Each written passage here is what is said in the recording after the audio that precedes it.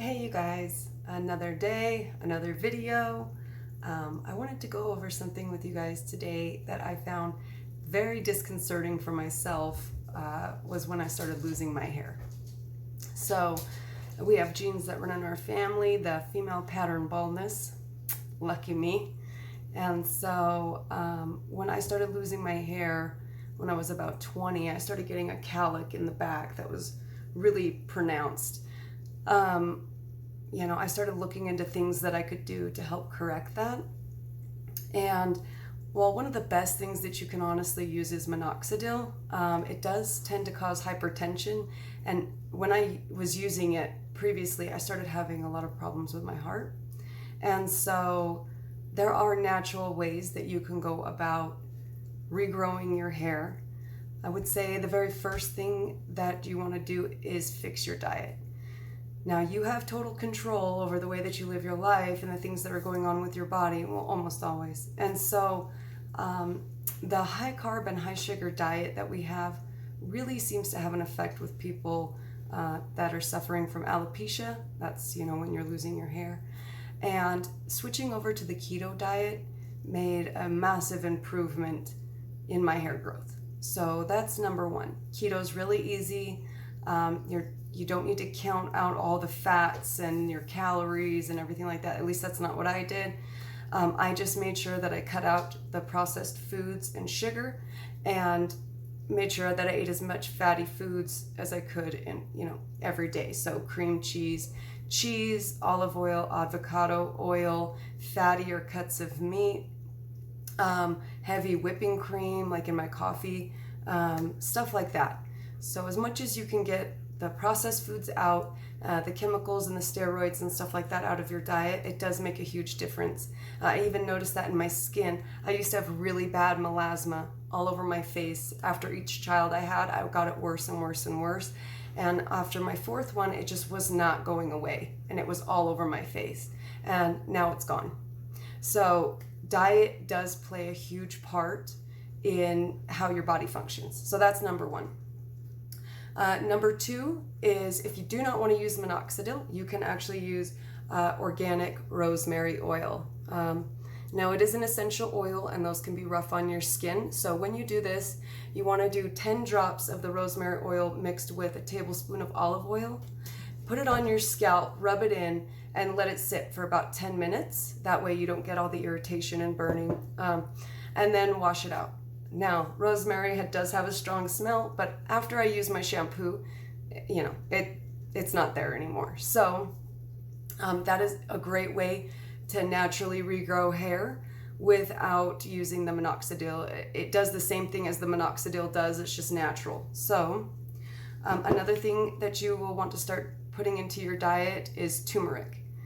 Now, you need to be careful when you're buying turmeric because they found that many of them are actually dehydrated carrot rather than the turmeric.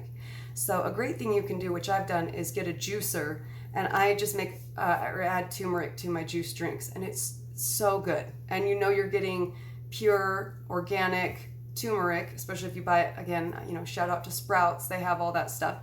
Or this is something I take if I haven't juiced for the day. It's turmeric and ginger, and this is really good for regrowing hair, boosting your immune system, all that stuff. Then one of the other things that you can do is the microderm abrasion. So what you're doing is making little holes in the skin, little damaged areas, and then your body fights to go and fix that. And so it works really well with repairing skin. I used to have really bad scar marks on my face. I had acne so bad in my 20s. And they're gone. So I use a roller for my face. I do a 0.5 millimeter, and I go, one way, then I go the other way, then I go at an angle, and then I go at another angle, and then I leave my face. So, and then from there, I do put on my product. Now, my retinol and stuff. But pro tip, if you notice blood, which I never have, but if you do notice any type of bleeding, do not add products on that can get it into your bloodstream. With the 0.5 millimeter, I have never noticed any bleeding. With your hair though, your hair follicle is roughly 1.5 millimeters down.